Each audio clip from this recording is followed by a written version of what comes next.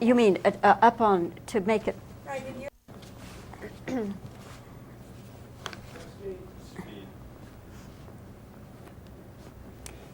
Well, Gail, we have never met before, but I certainly know your work. Most recently, of course, Terminator, the work you did with that.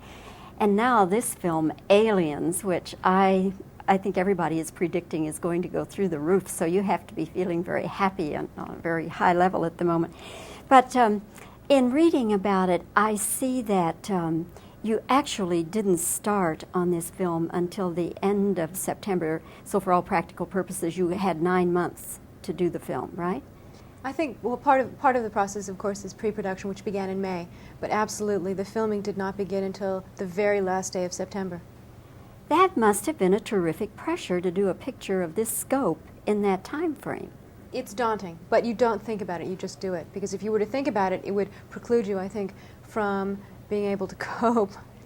Well, was it because of budget or what? I mean, why were they pushing you so hard and so fast? Actually, the reason was that this film makes a very good summer film. It's a fun film, it's an exhilarating film, and the audience for a film like this is really the summer audience. And if we were to release it later on, let's say in the fall or the winter, it would have potentially affected the box office. And we knew going in that summer was the right time to release it, so we just agreed that we would have it ready to go out in mid-July.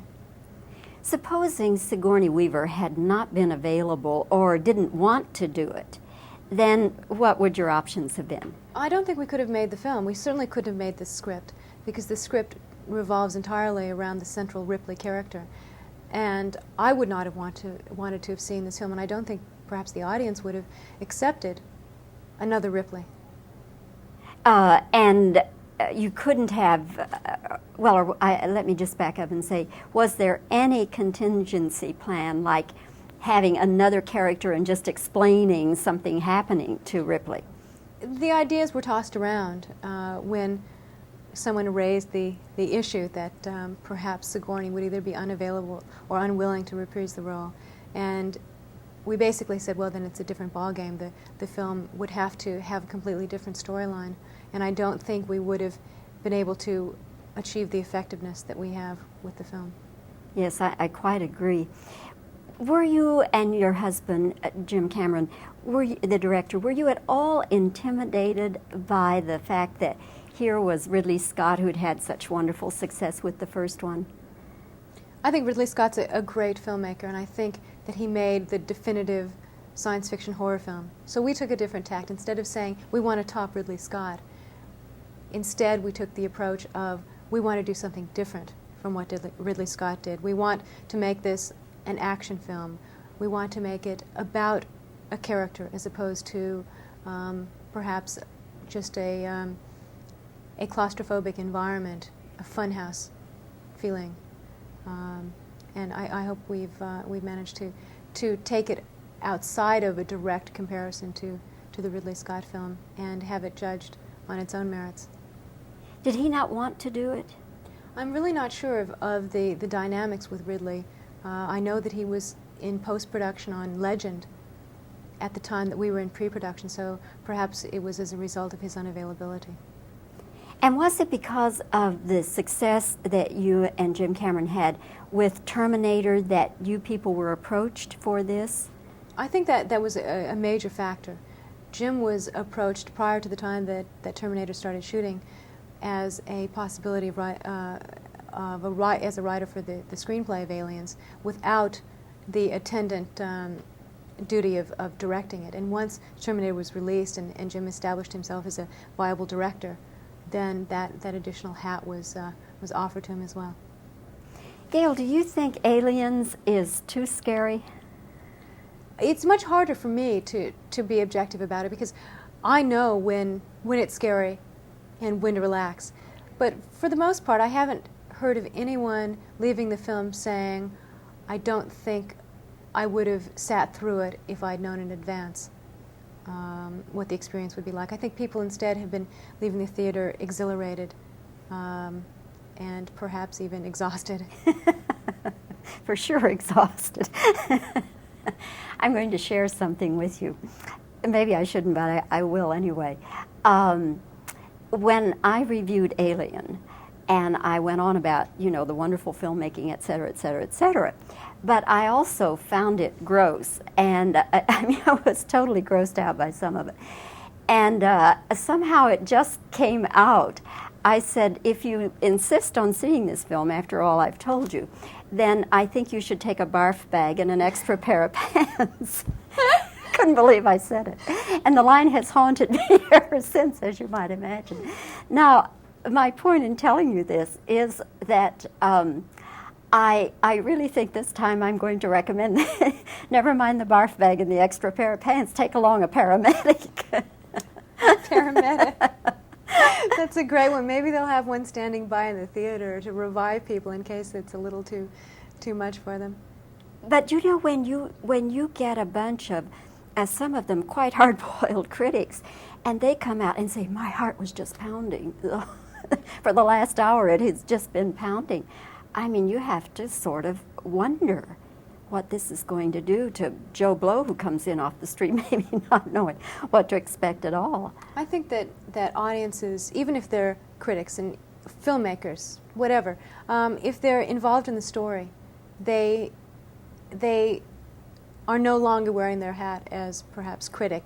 They're influenced as much as an audience member would be who wasn't in the business. And I don't think it's going to be a rougher experience on people who aren't in the industry. I think it's perhaps part of the whole group feeling, a group dynamics that you get in a theater watching a film, which you wouldn't get if you were sitting at home by yourself watching it on video. Was there anything that you know of that you all eliminated from the film because you said, whoa, wait a minute, maybe that's too much?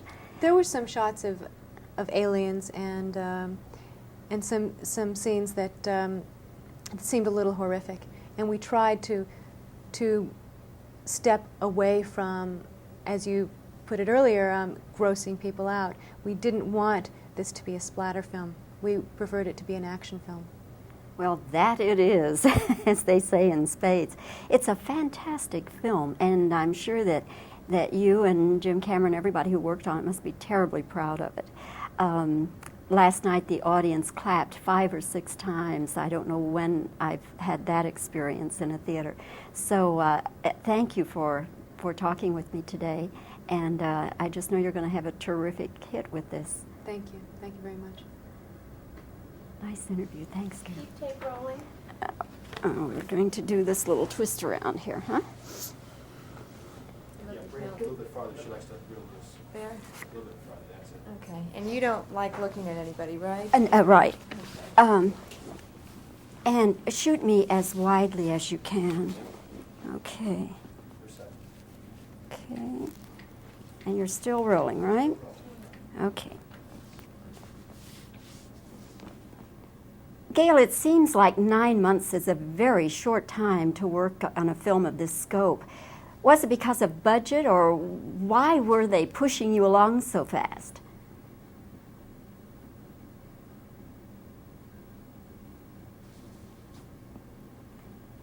Do you think because of the success that you and your husband, Jim Cameron, the director, had with Terminator, you were approached to do this film?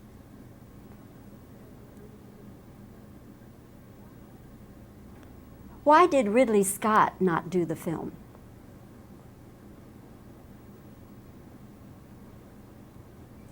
Had Sigourney Weaver not been available or didn't want to do the film, what would you have done?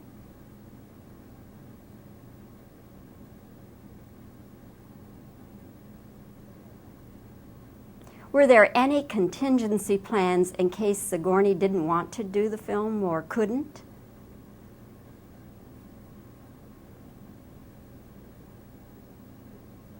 Gail, I'm going to share something with you. Maybe I shouldn't, but I will anyway. When I reviewed Alien, I was totally grossed out by parts of that movie, even though I thought it was great filmmaking. But I said to the audience, if you still want to see this movie, I think you should take along a barf bag and an extra pair of pants. Now, I think I'm going to say with this one that maybe they should take along a paramedic.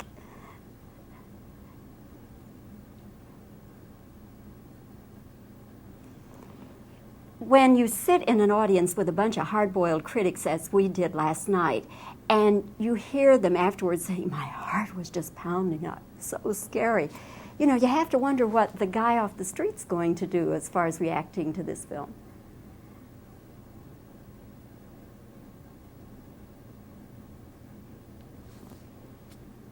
Do you think Aliens is too scary?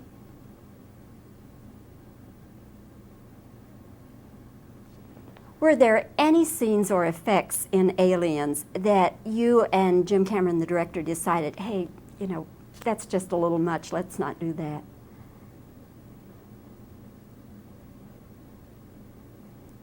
And now let me just give you reactions.